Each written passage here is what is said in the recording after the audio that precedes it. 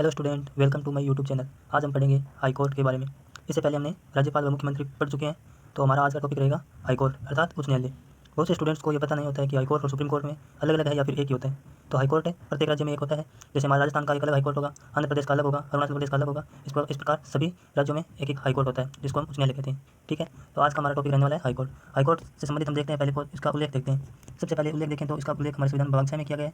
तो भाग 6 अनुच्छेद 214 से 31 तक उच्च न्यायालय का में पता चलता है, संदर्भ में उल्लेख मिलता है। वर्तमान में हाईकोर्ट यानी राजस्थान के अलावा हमारे भारत में, पूरे भारत में वर्तमान हाईकोर्ट कितने हैं?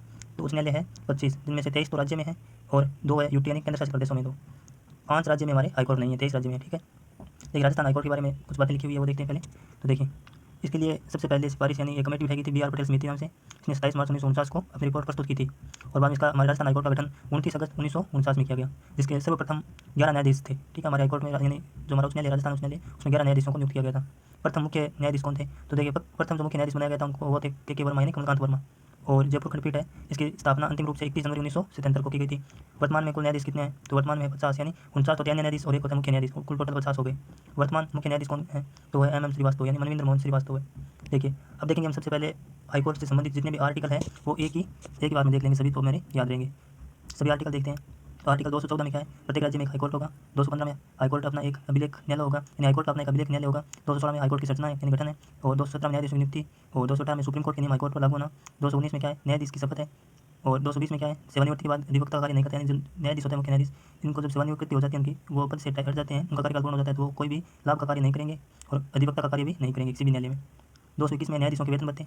222 में हाईकोर्ट न्यायालय का यानी हाईकोर्ट होता है, न्यायाधीश का हस्तांतरण राष्ट्रपति द्वारा किया जाता है। 223 में कार्यकारी मुख्य न्यायाधीश की नियुक्ति राष्ट्रपति द्वारा की जाती है। 224 में अन्य कार्यकारी न्यायाधीश होते हैं, उनकी नियुक्ति 224।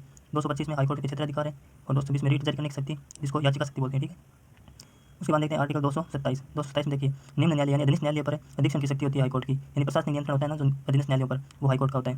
उसके बाद 228 में देखते हैं कि निम्न न्यायालय यानी अधीनस्थ न्यायालय में चल रहे विवाद का हस्तांतरण यानी एक अधीनस्थ से दूसरे अधीनस्थ में भेजने के लिए हाईकोर्ट को यह शक्ति मिलती है। आर्टिकल 229 में हाईकोर्ट के पदाधिकारी सेवक संघ व खर्चे यानी व्यय, हाईकोर्ट के व्यय का उल्लेख आर्टिकल 229 में मिलता है। 230 में क्या है? हाईकोर्ट के क्षेत्राधिकारों का राज्य व केंद्र शासित प्रदेशों पर लागू होना, यानी यूटी यानी केंद्र शासित प्रदेश। यानी 230 में है कि जितने भी हाईकोर्ट है वो अपने राज्य व केंद्र शासित प्रदेश में शामिल है, जो साझा है उनका क्षेत्राधिकार अपना नियम लागू होते हैं। 231 में साझा हाईकोर्ट हो सकते हैं, यानी एक हाईकोर्ट एक या दो राज्यों में या 2 से अधिक राज्यों में हो सकता है। उसके बाद देखिए, हाईकोर्ट जो रिट जारी करता है यानी याचिका शक्ति, जो 5 प्रकार की रिट जारी करता है हाईकोर्ट, कौन कौन सी? बंदी प्रत्यक्षीकरण, परमादेश, अधिकार परीक्षा और उत्प्रेषण और प्रतिषेध। ठीक है, ये 5 प्रकार की रिट हाईकोर्ट के पास जारी करने की शक्ति होती है। फिर कानूनी अधिकारों पर रिट जारी कर सकता है हाईकोर्ट, लेकिन इसके बाद ध्यान रखिएगा, ये प्रश्न आ जाता है कई बार, सुप्रीम कोर्ट नहीं कर सकता है ये कानूनी अधिकारों पर रिट जारी, यानी हाईकोर्ट को अधिक शक्ति प्रदान की गई है संविधान द्वारा। उसके बाद देखिए, जो महत्वपूर्ण फैक्ट्स बनते हैं हमारे को देखिए, यानी हाईकोर्ट जो पुनरावलोकन क्षेत्राधिकार है इसका, वो अमेरिका से ग्रहण किया गया है। मुख्य न्यायाधीश के बारे में देखिए कुछ नियुक्ति